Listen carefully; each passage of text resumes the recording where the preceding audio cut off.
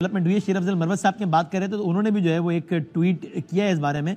मैं वो भी अर्ज करता हूँ, ब्रेक के बाद वो अर्ज करता हूँ। मरवत साहब का भी बिल्कुल ताज़ा तरीन ट्वीट आया थोड़ी देर पहले, ये 25-27 मिनट पहले।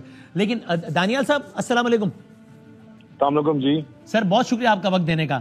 ये जो लॉयर्स वाला इशू है इसको तो सॉल्व कीजिए। ये क्या मामला हो गया जो कि संगीन रुख इख्तियार कर गया?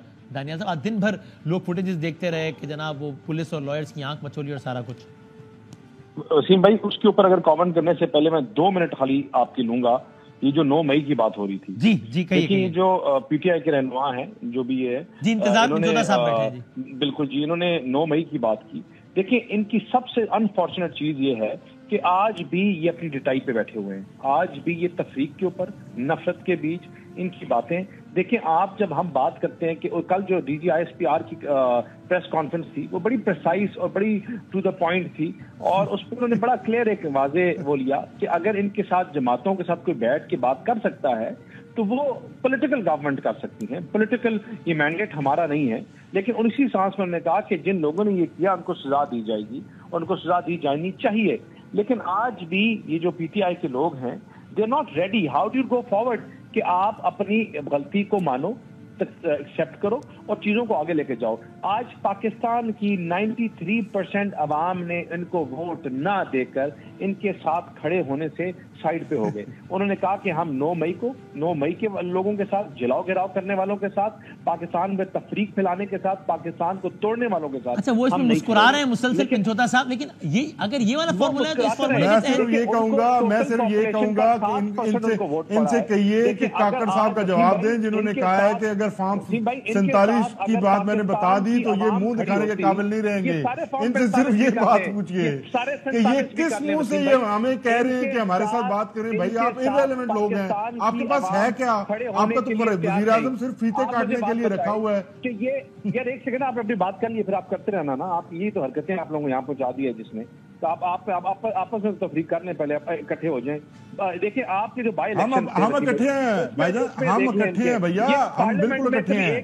हमने कौन को इकट्ठा कर दिया है? ये तो अंदर पार्लियामेंट में नहीं है। इनसे कहें जरा अंदर जाए और हालात देखें अपने उनसे, अपने MNAs के। वो एक दूसरे को हाथ में हाथ नहीं मिलाते। इनके अंदर क्या ये क्या बात कर रहे हैं कि अफवाज के साथ लड़ाई करेंगे और मुल्क के साथ करेंगे? ये जो दुश्मनी है, ये इन्होंने पाकिस्तान के खिलाफ दुश्मनी की है।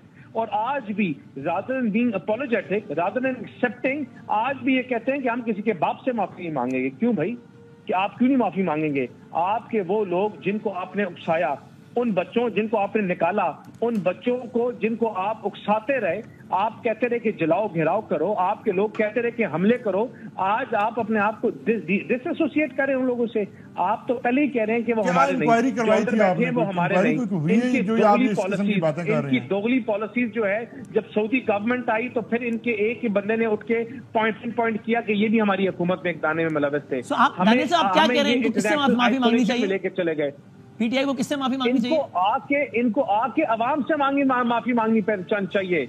पाकिस्तान की अवाम, उस अवाम से जिसने 8 फरवरी को हमें वोट दिया, जिन्होंने इनको वोट नहीं दिया, उस अवाम से जिन्होंने जो आपके 10 सीटर्स थे और बाय इलेक्शन में 23 की 23 सीटें इनको हरा दी गई, उस अवाम से जो जिसको ये कहते थे कि हमारे साथ खड़े हैं। अच्छा, मुझे बताएं ना, आप बताएं भाई, अभी जो बाय इलेक्शन हुए किधर की वो वोटें आपकी? दे दिए ना फॉर्म 45 भी आपको लोगों ने आपके मुंह पे मार दिए ना फॉर्म 45। तो क्या हुआ आपका? कुछ भी नहीं। आपको लोगों ने रिजेक्ट किया और आपको लोग बार बार आपने जो बदतरीन धांधली इसके अंदर की है, उसकी मिसाल नहीं मिलती तारीख के अंदर।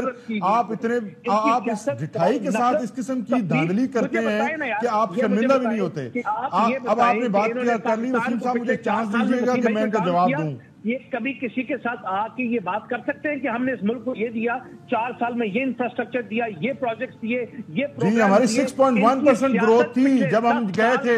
आप अपने फिगर्स उठा के देखिए। अपने इदारों को गाली देना, अपने मुल्क की तोड़ फोड़ करना, कभी कहना कि हम इस्लामाबाद पे हमला करेंगे, कभी अपनी आईनी इदारों के ऊपर कपड़े लटकाना, कभी सुप्रीम कोर्ट को कौन सा आइन, उसी आइन की बात कर रहे हैं जिसमें 90 दिन का इलेक्शन होता है और 1 साल आपने जो गैर कानूनी निगरान हुकूमतें बनवाई रखी, आप उसको उस आइन की बात कर रहे हैं। कहते हैं कि हमें, ये क्या बात है? आपके अपने ही लोग कहते हैं कि हमने इनसे बात नहीं करनी, हमने। अच्छा, लेकिन काकर साहब तो इनके अपने नहीं है। वो हनीफ अब्बासी साहब को जब धमकी लगाते हैं कि मैं बताऊंगा फॉर्म 47 की हकीकत क्या है, आपने पूछा ही होगा, हनीफ भाई साहब तो आपके पड़ोसी हैं, आपको एक ही रावलपिंडी के ये सारे। तो वसीम भाई सारे यार, वसीम भाई मुझे एक बात बताएं, इनके सामने बताए ना रिस्क स्कीम, ये प्लेटफॉर्म। मैं आज भी एक चीज बात करता हूं एज ए लॉयर कि देखिए हर चीज का एक प्लेटफॉर्म है, हर चीज का एक तरीका है, हर चीज की एक जगह है।